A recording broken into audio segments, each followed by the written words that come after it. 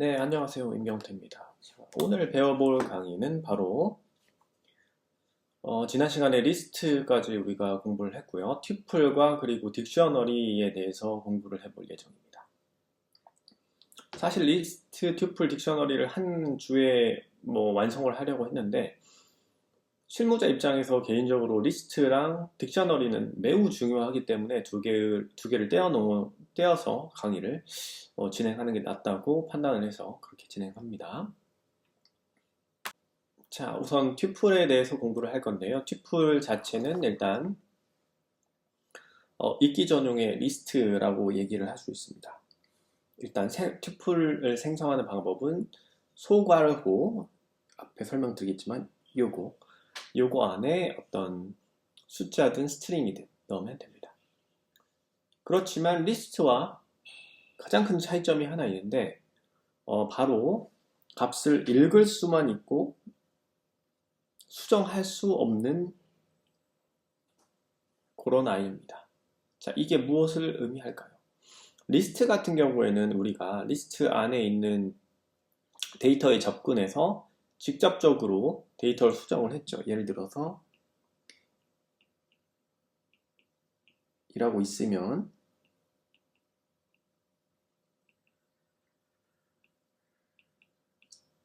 라고 넣으면 어떻게 되죠? 요 0번째 인덱스, 1번째 인덱스 요 아이를 9로 바꿔주는 거죠. 이렇게 하면 자, 요런 게 안 된다는 거예요. 튜플은 보시다시피 읽기 쓰기가 되는데 튜플은 읽기만 되고 쓰기가 되지 않는다. 자, 굳이 그러면 리스트로 선언한지 튜플로 선언할 필요가 있을까요? 네, 있습니다. 어떤 우리가 데이터를 저장했을 때 그 데이터의 무결성이라고 해서 그 데이터가 더 이상 변화하지 않아야 할 때 특히 튜플을 사용하면 좋습니다. 그런 상황이 충분히 현업 안에서는 꽤 많이 나옵니다. 네. 왜 그러냐면 우리가 이렇게 A라는 변수로 선언을 하고 코드를 쭉 짜다 보면은 길어지면 코드가 나중에 A를 어디에서 선언했었는지 기억이 안 날 때가 있어요. 그러면 이제 어떤 줄에서 그냥 무심코 A 2번 7 이런 식으로 값을 바꿔버리면 요 최초에 우리가 고정해서 사용하려고 했던 A라는 리스트의 값이 어떤 라인 이후가 되면은 여기를 타고 값이 변경돼서 이제 출력이 되겠죠. 그런데 이거는 이제 에러 메시지가 뜨지가 않으니까 우리가 의도치 않은 에러들이 발생할 수가 있습니다. 이런 경우. 자, 튜플을 생성하는 방법을 한번 살펴볼게요. 튜플은 소괄호로 생성하지만 괄호가 없어도 무방하다. 이 말은 바로 왼쪽과 오른쪽 두 가지 예제로 설명을 드릴 수 있는데 왼쪽 예제를 보시면 이게 지금 전형적인 튜플을 생성하는 방법입니다. 만약에 우리가 소괄호를 안 하고 이렇게 중괄호를 넣었다. 중괄호 맞나요? 예, 로 하면 리스트가 생성되죠. 자, 프린트를 해보면 리스트와는 좀 더 다른 형태의 데이터가 보여집니다. 자, 오른쪽 예제를 한번 볼까요? 자, 괄호가 없어도 무방하다. 요 이야기가 바로 요 예제입니다. 자, 변수 하나에다가 10, 20, 30, 이렇게 선언했어요. 그 다음에 프린트를 해보니까 어라, 튜플 형태의 데이터로 선언이 됐네 라는 걸 알 수 있죠. 자, 그 다음에 튜플의 항목이 한 개일 때 튜플 뒤에 컴마를 붙여야 한다. 이 말은 무엇이냐? 자, 네 가지 예제로 한번 볼게요. 자, 첫 번째 예제입니다. 자, 우리가 튜플 선언할 때 소괄호로 넣는다고 했죠. 자, 이렇게 하면 어떻게 되느냐? 이 괄호 자체가 튜플 자료형을 선언하는 괄호가 되는 게 아니라 바로 우리가 수식 산술 연산할 때 10 플러스 2 요거를 할 때 이 산술 연산 형식의 괄호로 인식이 됩니다. 그렇기 때문에 바로 요 데이터는 다음과 같이 이렇게 그냥 인티저 변수로 선언이 되겠네요. 그렇죠? 네. 자, 다음으로 그냥 10 넣었다. 이거 튜플인가요? 아니죠, 당연히. 인티저 변수를 그냥 다이렉트로 넣은 거죠. 우리 지금까지 계속 배웠던 대로. 자, 그런데 만약에 이 케이스에 컴마를 하나 찍어서 소괄호 안에 넣어 볼게요. 그러면 그제서야 튜플 형태로 다음과 같이 선언이 됩니다. 자, 튜플인지 아닌지는 어떻게 하나요? 프린트해서 다음과 같이 데이터가 괄호 안에 있나 없나를 보면 튜플인지 알고, 또 한 가지 방법, 우리 타입 메서드 기억나죠? 타입 함수를 사용해서 이렇게 num tub 하면은 띡 하고 튜플입니다 라고 나오겠네요. 자, 그리고 맨 마지막 거 네 번째 연산을 보죠. 네 번째 연산을 보아하니 10 컴마만 찍었는데 다음과 같이 튜플 형태의 결과로 출력이 되네요. 자, 이렇게 선언해도 튜플로 나옵니다. 자, 그러면 튜플의 성질을 한번 살펴보도록 하죠. 튜플 자체는 일단 읽기 전용이라고 얘기를 했습니다. 읽기 전용이란 무엇이냐? 읽을 수만 있다. 쓰지를 못한다. 삭제도 못한다. 업데이트도 못한다. 라고 얘기할 수 있겠네요. 우리가 윈도우에서 파일을 만들 때도 읽기 전용이라는 모드가 있긴 하거든요. 뭐 보통 대부분 일반 분들이 사용하진 않기 때문에 잘 그럴 일이 없긴 하겠지만, 자, 한번 이 성질들이 어떻게 발생되는지 봅시다. 자, 우리가 최초로 튜플 1번을 선언했네요. 여기에 지금 num tub1은 10, 20, 30이 있다고 칩시다. 그러면 이 튜플 형태의 객체가 생성됐죠. 그래서 이 튜플에다가 append 40 해가지고 이 값을 10, 20, 30, 40으로 만들고 싶은 거예요, 지금. 그러면 여기 append 하면 되겠죠? 어떻게? 리스트와 마찬가지로. 그런데 요게 안 됩니다. 왜냐? 읽기 전용이기 때문에 쓰기가 안 돼요. 그래서 40을 넣지 못하고 에러가 발생합니다. 자, 두 번째. 지금 인덱스가 0번째, 1번째, 2번째죠. 자, 0번째 인덱스의 값을 40으로 바꿔다오. 이거 될까요? 안 될까요? 자, 업데이트도 불가능하죠. 읽기 전용이니까 에러가 납니다. 자, 세 번째, del 한 다음에 여기 10, 20, 30이라고 있을 때 이 i를 삭제해줘 라는 메소드죠. 그런데 이게 가능할까요? 불가능합니다. 왜냐하면 읽기 전용이라서 삭제도 업데이트의 일종이죠. 안 됩니다.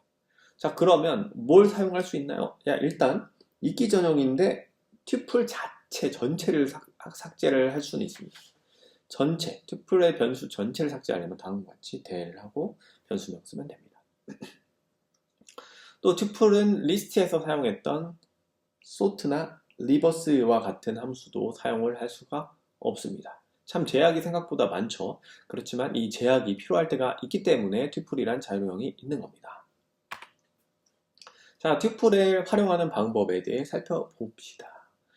자, 튜플 이름하고 중괄호하고 인덱스를 넣어서 접근을 하면 됩니다. 자, 예를 들어서 이렇게 있을 때 0번째 인덱스로 가자. 얘가 0번째죠. 0, 1, 2, 3 인덱스죠. 자, 그러면 출력되는 게 0번째 인덱스를 프린트 해줘 했으니까 10이 출력이 되겠네요. 자, 두 번째로 0, 1, 2번째 인덱스들을 각각 더해줘 하면은 이 i는 쭉 따라가면 10, 이 i 1번째 인덱스는 20, 2번째 인덱스는 30 더하면 60이 나옵니다. 네, 좋군요. 자, 그 다음에 콜론, 시작 인덱스, 끝 인덱스, 슬라이싱하고 이런 것들도 지금 리스트와 마찬가지로 다 되네요. 우리 이거 배웠죠? 자, 보시면 튜플에 10, 20, 30, 40이 있는데 1번째부터 세 번째 거까지 갖다 다오 하면은 세 번째 거니까 3-1, 두 번째 거까지 가져다 주겠네요. 1에서 2번째 인덱스를 가져다 다오. 1번째 인덱스는 20, 2번째 인덱스는 30 해서 20과 30을 리턴합니다. 마찬가지로 이 인자는 뭐였죠? 자, 1번째 인덱스부터 끝에까지 다 가져다 줘. 그러니까 이렇게. 그 다음에 처음부터 맨 마지막 3번째 인덱스까지 가져다 줘 라고 했네요. 근데 3번째 인덱스는 요 맨 마지막에 마이너스 1을 해줘야 되니까 3-1은 2. 이 말은 0, 1, 2번째 인덱스들을 가져다 줘. 그 값들은 다음과 같이 10, 20, 30이 나왔네요. 자, 뭐 리스트와 활용 면에서는 차이가 없네요. 그 다음에 튜플을 이용해서 더하기, 곱하기 연산을 한번 진행해 보도록 하겠습니다. 자, 만약에 튜플을 여기 스트링 형태, 캐릭터 형태로 A, B 두 가지만 넣었다고 칩시다. 그 다음에 아까 이 전 슬라이드에서 선언했던 다음과 같이 TMP tube1와 지금 방금 생성한 num tub2를 더해 볼게요. 자, 튜플 더하기 튜플은 튜플이 나옵니다. 그래서 다음과 같이 튜플에 덧셈이 된 걸 볼 수 있네요. 덧셈이라기보다는 약간 concatenation이죠. 그 연결, 요소들을 뒤에 연결했다라고 볼 수 있습니다. 그 다음에 프린트 해서 num22에 곱하기 3을 하면은 다음과 같이 이런 형태로 각각의 요소들이 3번 반복되는 i로 리턴이 됐네요.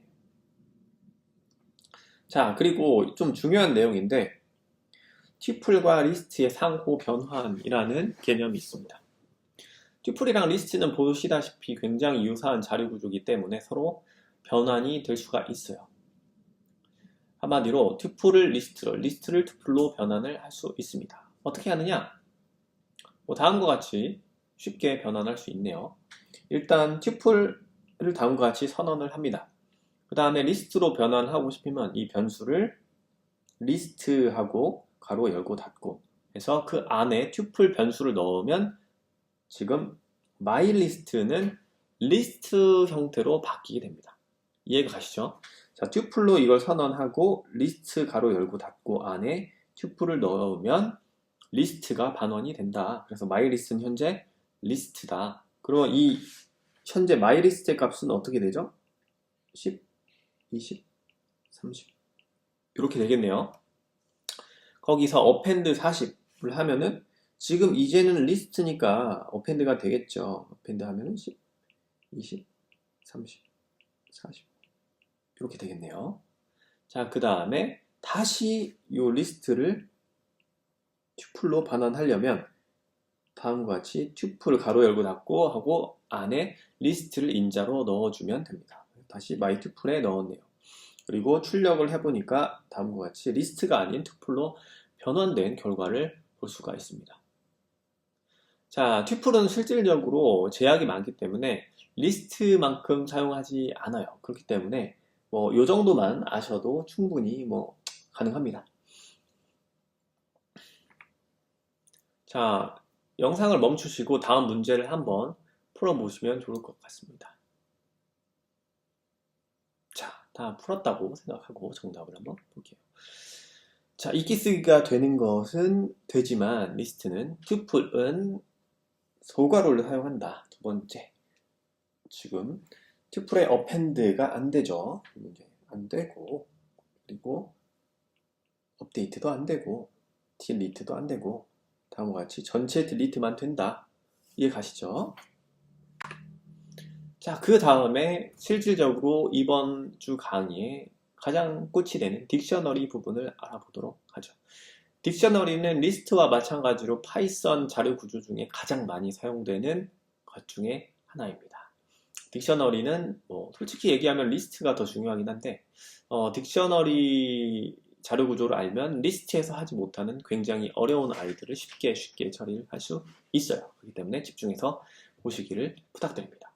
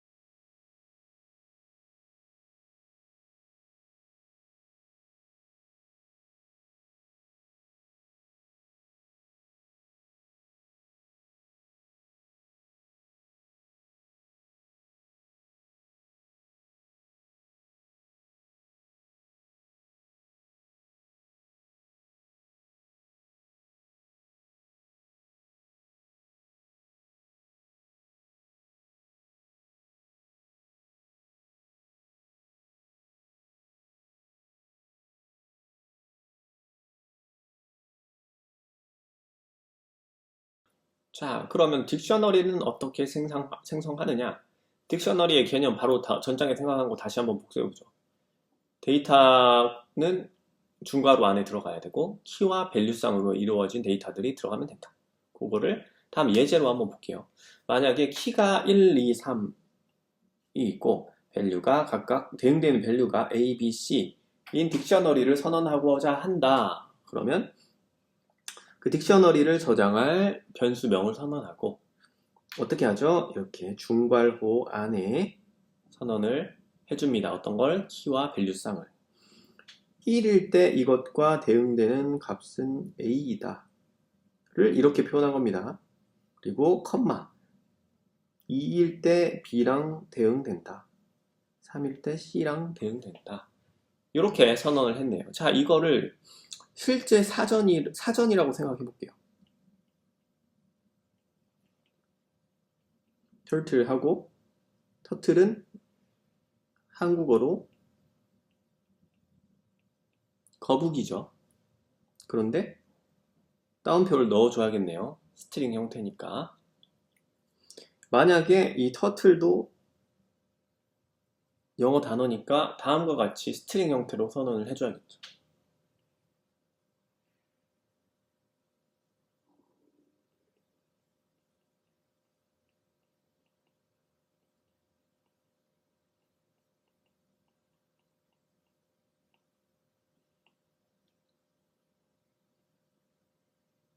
자, 이렇게 선언했다고 봅시다. A는 터틀 땡땡 거북이, 수단 땡땡 학생. 자, 이것도 딕셔너리입니다. 말 그대로 우리가 사용하는 사전을 다음과 같이 만들 수 있다는 거예요. 그래서 이거를 나중에 어떻게 활용하는지 뒷장에서 다시 설명드리겠습니다. 자, 그래서 우리가 마이딕트를 프린트로 찍어보면 다음과 같이 중괄호 안에 들어가 있는 키값과 그것에 대응되는 밸류 값이 정렬된 걸 볼 수 있죠. 반대로 이제 키 값을 반대로 생성해도 사실 무관합니다. 예를 들면 키 값을 스트링으로 넣고 밸류를 인티저형으로 선언하면 다음과 같은 형태의 딕셔너리가 나오겠죠. A일 때 이것과 대응되는 값 밸류는 1이다. B일 때는 2다. C일 때는 3이다. 위에 거는 1일 때 A랑 대응된다. 자, 여기서 딕셔너리의 이제 개념이 특징이 나오는데 키 값을 사용자가 지정하는 것이지 어떤 값을 반드시 사용해야 되는 규정 같은 건 없습니다. 즉, 뭐 인티저, 플로트, 그 다음에 뭐 스트링 형태 아무거나 내가 키값과 밸류 값을 그냥 넣으면 된다는 거예요. 그래서 딕셔너리 자체는 순서가 없습니다. 이게 무슨 말이냐면 리스트에서는 우리가 이렇게 0 이런 형식으로 어떤 인덱스 형태, 순서 형태로 우리가 접근을 할 수 있었는데 딕셔너리는 그런 순서가 없다라는 이야기입니다. 자, 그럼 딕셔너리의 생성과 삭제 부분, 활용하는 부분을 살펴볼게요.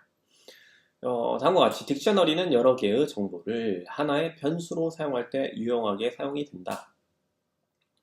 예를 들어서 다음과 같은 자료 구조를 저장할 때 씁니다. 이런 데이터들. 우리 특히 엑셀에서 많이 가지고 있는 데이터들. 예를 들면 회사원의 홍길동의 정보를 딕셔너리로 생성해보자. 뭐 유저, 고객의 정보를 딕셔너리로 생성해보자. 이럴 때 딕셔너리 쓸 수 있겠죠. 한번 봅시다.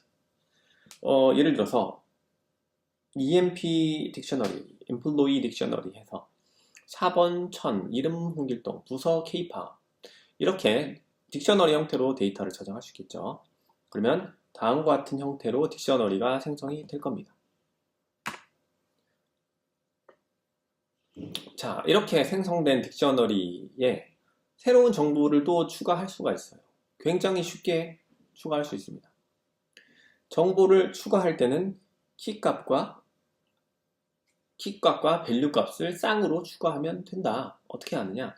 앞서 우리가 선언했던 딕셔너리 변수에다가 중괄호, 이게 대괄호가 중괄호인가 하여튼 리스트 형태로 인덱스 접근하는 거 있었죠. 그 방법대로 요 괄호를 넣고 요 괄호 안에 키값과 밸류 값 것을 대응해주면 됩니다. 이렇게만 얘기하면 좀 어려우니까 예제 볼게요. 자, 앞서 우리가 생성했던 EMP 딕셔너리 딕 변수에다가 딕트 변수에다가 여기 지금 이렇게 대괄호인가요, 이게? 이렇게 대괄호라고 할게요.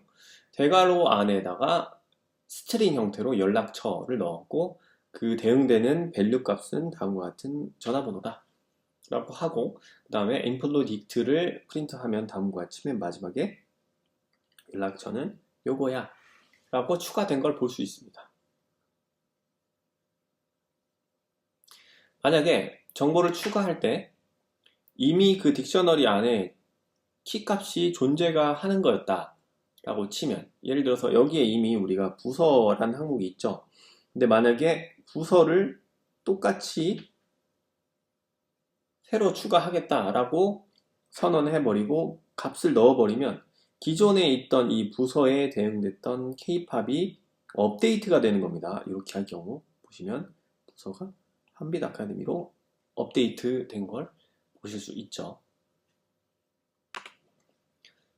자, 그 다음 마지막으로 딕셔너리, 아니 마지막 아니에요. 딕셔너리에 활용해서 딕셔너리의 키가 중복되지 않고 유일하다라는 거를 방금 전에 예제를 보고 우리가 알 수 있었을 겁니다. 이미 한번 생성된 딕셔너리 키 같은 경우에는 새로 뒤에 추가가 되는 게 아니라 이미 있던 그 밸류 값을 변경하는 형태가 돼버린다. 그래서 이걸 다시 설명드리면 동일한 키를 가지고 있을 경우에는 오류가 발생하는 게 아니라 마지막에 있는 키의 값이 적용돼서 생성이 된다. 자, 다시 한번 보시죠. 4번 100 이름 홍길동, 4번 2000 으라고 넣으면 이 키값 4번이 지금 중복이 되죠. 그럴 경우에 중복이 허용되지 않기 때문에 바로 이 맨 앞에 있는 밸류 값이 업데이트가 된다, 이렇게 라고 생각하시면 됩니다. 그래서 프린트를 하면 다음과 같이 4번은 유일한 변수로 키값으로 한 개만 존재한 걸 볼 수 있죠. 네, 그렇습니다. 그렇지만 딕셔너리의 값은 중복이 돼도 된다. 이 말은 뭐냐면 만약에 우리가 이 상황에서 EMP 딕트2에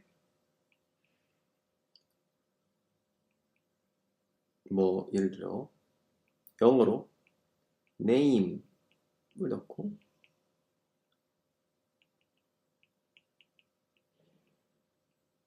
이라고 하면 어떻게 되느냐, 지금 이 name이라는 키가 있나요? 여기에 4번 이름 없죠. 한국어랑 영어 다르니까 당연히 다른 키 이름이죠. 그래서 여기에 컴마하고 name 콜론 이 이렇게 추가가 됩니다. 자, 여기서 밸류 값 홍길동은 중복이 되지만 요거는 상관이 없다. 뭐만 본다? 바로 키 값이 중복됐냐 안 됐냐만 본다 를 이해하시면 될 것 같습니다. 자, 딕셔너리 생성 예제의 5번째, 딕셔너리의 쌍을 삭제하는 방법이 있는데요. 바로 del이라는 메소드를 사용합니다. del하고 딕셔너리 변수 이름하고 키를 넣으면 돼요. 자, 예제로 한번 보죠. 아까 이전에 만들었던 앰플리 딕트 변수에 del하고 부서를 키값으로 넣으면 이 말은 뭐냐면 부서 키값과 밸류 값을 삭제하겠다. 다음 보시면 그래서 원래 부서가 있었는데 부서가 삭제된 걸 볼 수 있습니다. 그 다음에 꽤 중요한 건데 딕셔너리에 몇 개의 키 밸류 값이 들어가 있는지 살펴보고 싶으면 다음과 같이 len, 우리 이미 배웠죠. length 내장 함수를 사용해서 딕셔너리 이름을 넣으면 몇 개의 쌍이 들어가 있는지 알 수 있습니다. 자, length하고 emp dict 하니까 3개. 1개, 2개, 3개가 있다. 라는 게 지금 출력이 되었습니다. 자, 마지막으로 딕셔너리에 값에 접근해서 이 값을 출력하는 방법인데 사실 이게 가장 메이저 방법이죠. 이걸 가장 많이 사용합니다. 예를 들어서 아까 우리가 뭐 이 사람의 뭐 사본이랑 이름이랑 부서를 이렇게 저장을 해놨죠. 근데 만약에 우리가 이 사람의 사본을 알고 싶다 하면은 다음과 같이 딕셔너리 안에서 검색을 하면 돼요. 서치를 하면 됩니다. 어떤 걸로? 바로 키값을 이용해서 서치를 하면 검색을 합니다. 검색하는 방법은 굉장히 쉽습니다. emp dict하고 대괄호하고 키값을 넣으면 키값에 대응하는 그 밸류 값, 즉 키값에 대응하는 이 밸류 값이 반환되는 걸 볼 수 있습니다. 그래서 10,000이 출력된대요. 만약에 이 딕셔너리 안에 있는 이름을 알고 싶다 하면 이름 키값을 넣으면 밸류 값이 홍길동이라고 출력이 됩니다. 자, 아까 우리가 말 그대로 딕셔너리 만들었죠. 그래서 터틀은 거북이, 그리고 스튜던트는 학생, 뭐 이렇게 아까 우리 만들었던 A라는 딕셔너리 기억나세요? 여기에서 만약에 우리가 실제 사전이라고 생각하고 나는 스튜던트가 한국어로 뭐라고 하는지 알고 싶어 라고 하면은 A하고 스튜던트하고 이거를 프린트 하면은 뭐가 나올까요? 바로 학생이 나오게 되겠죠. 이해 가시죠? 그러니까 키값은 딕셔너리로 생각하면 실제 딕셔너리로 한영사전으로 하면 영어 단어인 거고 밸류 값은 한국어 단어이다. 그거에 대응하는 한국어 단어. 그렇게 생각하시면 좋을 것 같습니다. 자, 그 다음에 딕셔너리를 활용할 때 굉장히 유용한 함수들이 많이 있습니다. 그 중에 가장 많이 사용하는 것 2가지 일단 먼저 설명을 드릴게요. 첫 번째로 딕셔너리 이름, 딕셔너리 변수하고 점 한 다음에 keys 하면은 딕셔너리 자료 구조 안에서 사용할 수 있는 함수인데요. 이 키 값을 모두 뽑아오는 역할을 하는 함수가 있습니다. 다음과 같이 emp dict.keys 하면은 이 딕셔너리 안에 있는 키 값을 모두 반환해 옵니다. 그래서 프린트 해보면 다음과 같이 dict keys 하고 4번 이름 부서 형식으로 나온다 라는 걸 알 수 있습니다. 그런데 만약에 이 키 값들을 리스트 형태로 변환하고 싶으면 우리는 간단하게 이 반환된 값 dict keys라는 것의 자료 구조를 리스트 형태로 반환할 수 있는데 어떻게 하냐면 리스트를 앞에 붙여서 가로 열고 닫고를 하면은 다음과 같이 리스트 형태로 반환되는 걸 볼 수 있습니다. 리스트하고 가로 열고 닫고. 이해 가시죠? 지금 우리가 리스트 형태의 반환 값으로 바꾼 거죠. 모든 키들을. 자, 그 다음에 또 유용한 함수가 3가지 정도 더 있는데 그 중에 또 중요한 거. 우리가 앞서서는 딕셔너리에 있는 키 값들을 모두 추출했다면 이번에는 밸류 값을 모두 추출할 수도 있겠죠. 어떤 값들이 들어있나. 자, 그래서 values라고 함수가 있는데 딕셔너리 이름 .values라는 그 딕셔너리 객체의 내장 함수를 사용하면 다음과 같이 dict values 해서 이렇게 밸류 값들을 모두 반환하는 것을 가져올 수 있습니다. 이것 또한 우리가 앞에 리스트를 붙이면 리스트 형태로 요 밸류 값들만 뽑아오는 그런 데이터를 가져올 수 있겠죠. 그 다음에 딕셔너리 이름, 즉 딕셔너리 변수에다가 .items 하고 가로 열고 닫고를 하면은 튜플 형태로 그 딕셔너리가 반환이 됩니다. 어떻게? 키 값이랑 밸류 값이랑 키 값이랑 밸류 값이랑 자, 이런 형식의 가로 열고 닫고로 데이터가 들어가 있으면 뭐라고 했죠? 튜플이라고 했죠. 그런데 이 튜플 바깥쪽에 지금 리스트 형태로 묶여 있네요. 자, 이해 가시죠? 그렇기 때문에 이거는 리스트 형태로 한번 변환한 다음에 그 리스트 안에 여러 가지 튜플이 존재하는 그런 형태로 되어 있겠죠. 자, 그러면 실질적으로 딕셔너리 안에 있는 데이터를 우리가 어떻게 가져다 쓸까를 고민할 때, 뭐 예를 들면 이런 경우가 많이 있을 거예요. 아, 우리 그 딕셔너리 안에 어떤 키가 있나? 있으면 새로 추가하거나 아니면 없으면 그냥 업데이트 하려고 해. 이럴 경우가 있겠죠, 분명히. 그럴 때 어떻게 하느냐? 다음과 같이 할 수 있습니다. 일단 in이라는 그 예약어가 있는데 이 예약어를 어떻게 활용하냐면 딕셔너리 안에 키가 있는지 없는지를 확인하는 형식으로 사용할 수 있어요. 자, 예제로 살펴보는 게 조금 더 편할 것 같습니다. 자, 예를 들어서 우리가 앞서 만든 employee dict에서 in 한 다음에 이름이 있니? 여기에서 이 이름은 뭐죠? 키 값입니다. 그러니까 employee dict라는 우리 그 변수에 이름이라는 키값이 있니? 라고 지금 물어본 거고 이거의 반환값은 불리언 값으로 불값으로 true, false. 자, employee dict에 이름이라는 키값이 있었죠. 그렇기 때문에 true라고 반환이 됐네요. 근데 employee dict에 만약에 주소라는 키값이 있었니? 라고 물어보려고 하면 다음과 같이 쓰면 되겠죠. 이때는 false로 나오네요. 왜냐하면 주소는 없었으니까 employee dict 그 딕셔너리 변수에 없었죠. 자, 딕셔너리와 관련된 유용한 함수 다시 마지막으로 하나 살펴볼게요. 실질적으로 딕셔너리를 이렇게 많이 사용합니다. 볼게요 한번. 딕셔너리에 저장된 모든 내용을 한 번씩 출력하고 싶다 하면은 우리가 반복문을 사용하면 되겠죠. for loop를 쓰면 됩니다. 어떻게 쓰느냐? 일단 emp dict keys 하면은 뭐가 반환됐죠? 아까 리스트 형태. 그런데 특이한 딕셔너리 개념의 리스트 형태의 값이 반환됐죠. 어쨌든 리스트로 변환할 수 있었죠, 이것들은.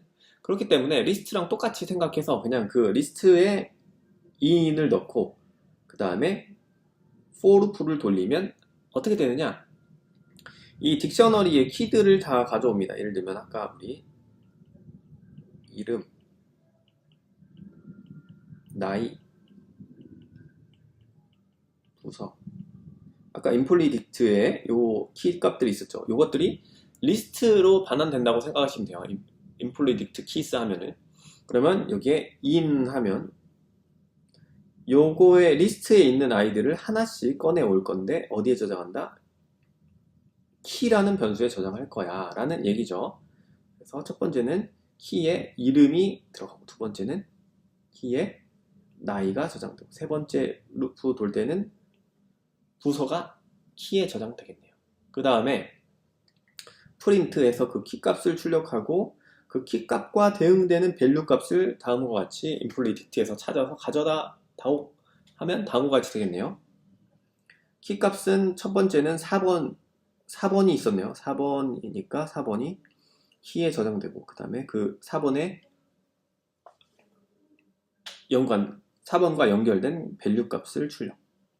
두 번째로 이름의 밸류 값. 세 번째로 부서의 밸류 값이 다음과 같이 출력될 거입니다. 자, 이거는 예제였네요. 이름, 나이, 부서는 이게 4번이었네요. 앞에 나이가 아니고 4번이 앞에 있었네. 네. 이해 가시죠? 그래서 제가 위에서 설명했던 것 자체를 여기 아래 예제로 보시면 요거죠. 똑같은 겁니다. 리스트에서 불러오는 거랑 똑같다. 위에서 했던 거는 그렇게 생각하시면 됩니다. 요 형태를 사실 아마 딕셔너리 사용할 때 제일 많이 쓰실 거예요. 이때 뭐 키만 우리가 프린트로 해도 되고 뭐 밸류 값만 프린트를 해도 되고 그러겠죠. 나중에 사용하실 때. 자, 영상을 잠깐 멈춰 보시고 다음 문제를 한번 풀어보시면 좋을 것 같습니다. 딕셔너리라고 부른다. 한 장을 한 개로 계산한다. 될. 키는 중복될 수 없다. 값은 중복될 수 없다. 딱 보니까 4번이군요. 저 키 전부를 추출하려면 키스 밸류 값을 values를 함수한다. 자, 이렇게 하면 되겠네요. 자, 이제 좀 우리가 딕셔너리를 활용해서 좀 재밌는 예제를 한번 실습해 보도록 하죠. 이 예제는 솔직히 제가 만든 게 아니라 책에 나왔기 때문에 제가 사용을 하는 겁니다. 저는 어떤 연예인의 아이돌의 팬이거나 그런 게 아니라서 전 사실 트와이스 멤버가 누군지도 모릅니다. 저는 그런 데 전혀 관심이 없어서. 자, 봅시다. 저는 개인적으로 걸그룹은 아는 걸그룹이 핑클? 아니, 그냥 그만할게요. 네, 너무 오래된 것 같아서. 네. 잘 모르겠습니다. 네. 자, 딕셔너리 구조를 사용해서 가수 그룹의 이름, 구승원수 데뷔 프로그램, 대표곡을 저장해 보자. 또 저장된 딕셔너리를 모두 출력해 봅시다. 자, 그래서 실행 결과를 다음과 같이 만들어 달라 라고 얘기를 한 거네요. 자, 이거 어떻게 하면 될까요? 우리 아까 사원 정보를 했던 거랑 똑같겠죠? 자, 같이 한번 천천히 구현을 해봅시다. 자, 일단 처음으로 우리가 싱어라는 딕셔너리 개체를 하나 만들어 볼게요. 인스턴스를 하나 만들어 보도록 하겠습니다. 변수를 하나 싱어라고 선언해서 이 싱어 안에 다음과 같이 딕셔너리 정보를 넣으면 되겠죠. 딕셔너리 정보는 어떻게 된다고 했죠? 처음부터 초기화해서 넣을 수도 있는데, 그런 방법은 이렇게 해서 이름 땡땡 트와이스 쭉쭉쭉쭉 이렇게 해서 넣을 수도 있지만, 그냥 다음과 같은 형태로 빈 딕셔너리를 선언해서 우리가 딕셔너리 내용을 하나씩 추가할 수 있다고 했죠. 다음과 같이 싱어를 하고 그 다음에 괄호 넣고 거기에 키 값과 밸류 값, 딕셔너리는 무조건 키 값과 밸류 값만 생각하면 됩니다. 쓸 넣어서 각각의 정보를 다음과 같이 이렇게 넣었어요. 그 다음에 키에 해당되는 값을 차례대로 출력해보자. 바로 이전 장에서 했죠. 어떻게 하냐? 바로 키 값들을 모두 다 가져와서 K에 한 번씩 저장하면서 그 K의 값과 그리고 그 K와 그 연결된 밸류 값을 다음과 같이 찍어다오 라고 해서 출력을 하면 아까 이전에 나왔던 것처럼 출력이 되겠죠. 자, 두 번째 프로그램입니다. 편의점 재고를 관리해보자. 편의점 물품의 재고를 관리하는 코드를 작성하자.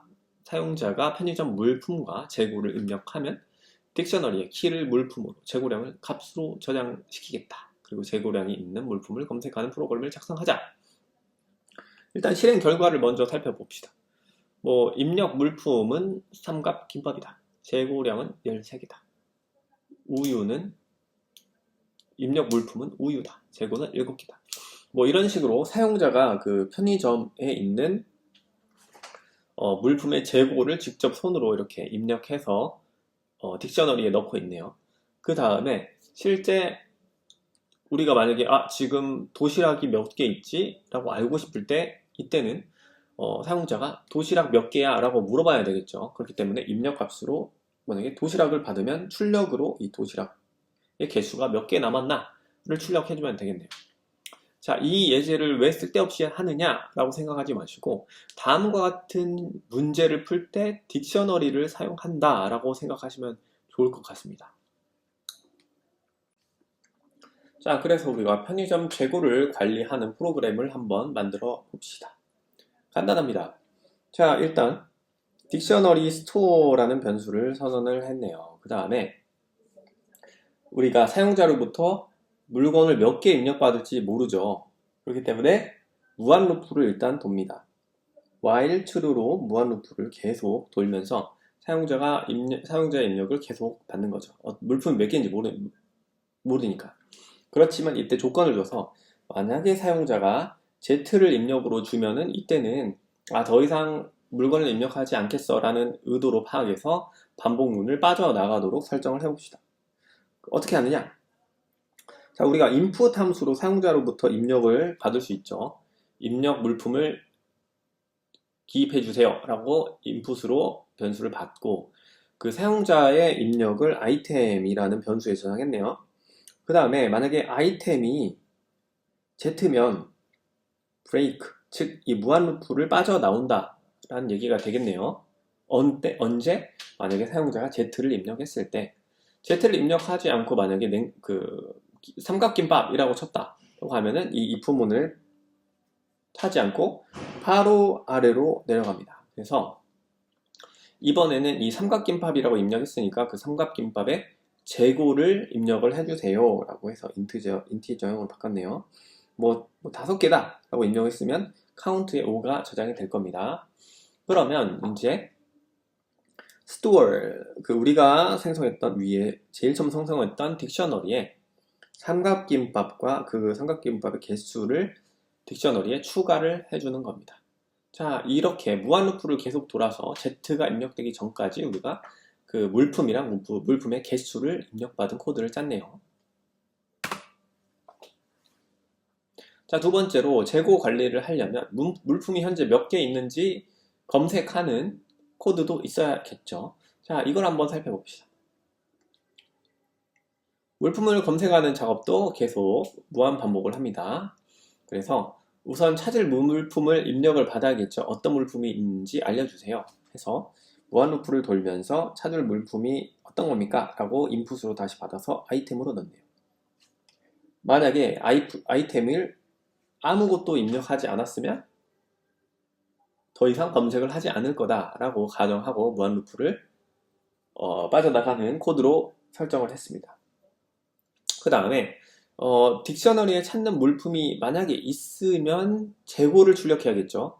없으면 없다고 출력하면 되겠고요. 그 방법은 다음과 같이 일단 재고가 있나 없나를 알아야겠죠. 이거 어떻게 한다고 했죠?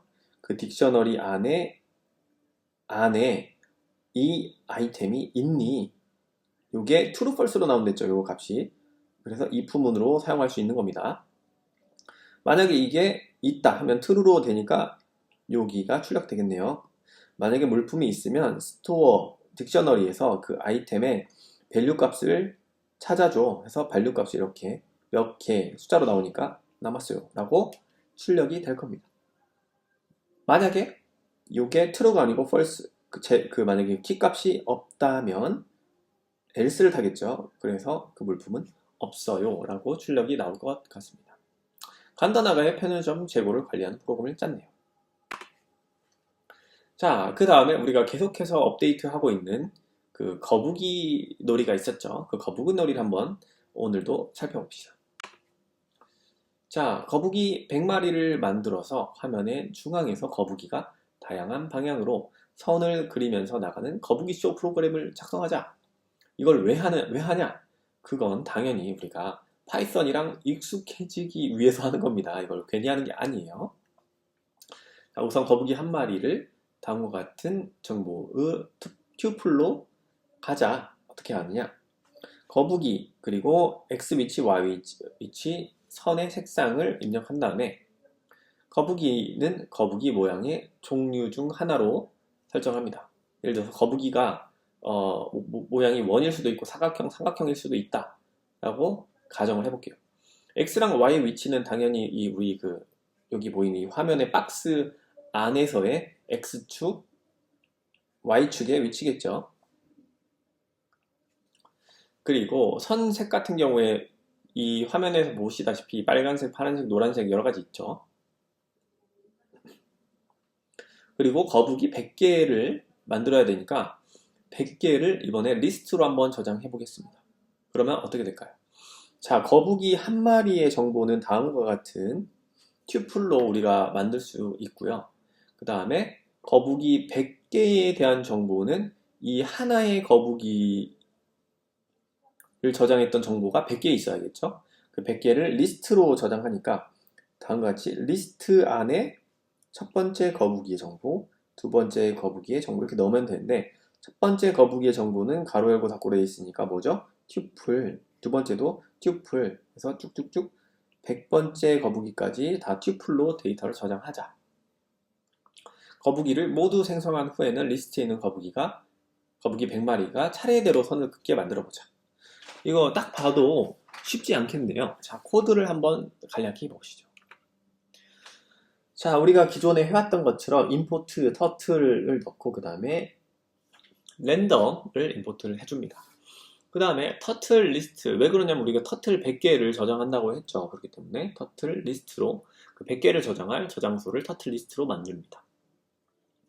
그 다음에 컬러 리스트는 다음과 같이 우리가 임의로 7가지 색깔로 리스트 형태로 지정을 했고, 그 다음에 쉐입 리스트, 거북이의 모양, 우리가 아까 네모, 세모 뭐 이런 거 있었죠. 그것도 지금 5가지 형태의 모양으로 리스트 형태로 저장을 해뒀습니다. 그 다음에 이제 터틀 셋업에서 550 by 550 으로 일단 설정을 했고, 그 다음에 스크린 사이즈를 500픽셀 by 500픽셀 XY를 이렇게 설정을 했네요. 그 다음에 거북이 100마리를 생성하려면 for로프를 100번 돌면 되겠죠. 그래서 레인지 값을 0부터 100까지 해서 100번을 돈다. i는 인덱스 번호 0번부터 99까지 되겠네요. 총 100개. 그런 다음에 랜덤 변수에 초이스를 하면은 이 쉐이프 리스트 안에서 임의의 밸류를 하나 가져옵니다. 그 말은 무엇이냐? 쉐이프 리스트는 다음과 같이 6가지의 밸류가 있는데 이 중에 랜덤으로 하나를 가져다 줘 라고 하는 겁니다. 그럼 이 쉐이프 안에는 뭐 예를 들면 서클 이렇게 랜덤으로 들어가 있겠죠. 각각의 거북이마다, 거북이 번호 i번마다. 컬러도 마찬가지로 랜덤으로 생성을 합니다. 그 다음에 x랑 y의 위치를 또 랜덤으로 마이너스 250부터 플러스 250까지 설정을 해줬네요. 그러니까 그 거북이의 위치가 랜덤으로 생성이 되겠네요. 이것도.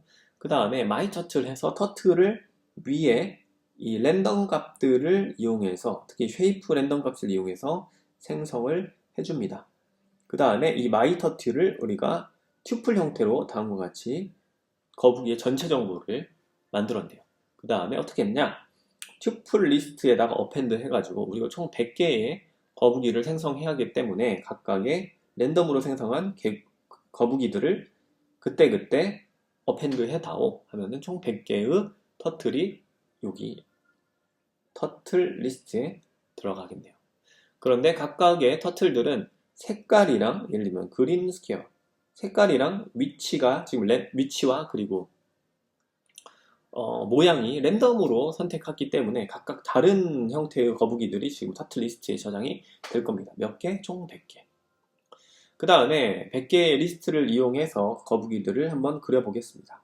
지금 터틀 리스트에는 100개의 거북이가 들어가 있을 테고 각각의 터틀 정보는 tub 형태로 튜플 형태니까 이렇게 우리가 변수로 선언할 수 있겠네요. 그래서 터틀 타이틀은 0번째 정보가 바로 터틀의 요거 쉐이프 이름이었으니까 요거 중에 하나가 나오겠네요. 요거였고, 그 다음에 컬러는 첫 번째로 넣었고, 그 다음에 갈 위치 같은 경우에는 x, y 좌표도 랜덤으로 했었고, 세 번째, 네 번째 있을 거니까 다음과 같이 x, y 좌표를 넣어주면 됩니다. 그러면 알아서 터틀들이 색깔이랑 모양이랑 위치가 랜덤으로 선택된 거북이들이 그림을 그리겠네요. 자, 요거는 이 전장에서 보신 대로 랜덤으로 거북이들이 막 그 선을 그리는 그런 형태로 출력이 됩니다. 한번 시간이 있으신 분은 여기까지 실습해 보시면 좋을 것 같아요. 자, 그러면 우리 여기까지 했고 실제 코딩하는 부분을 진행해 보도록 합시다.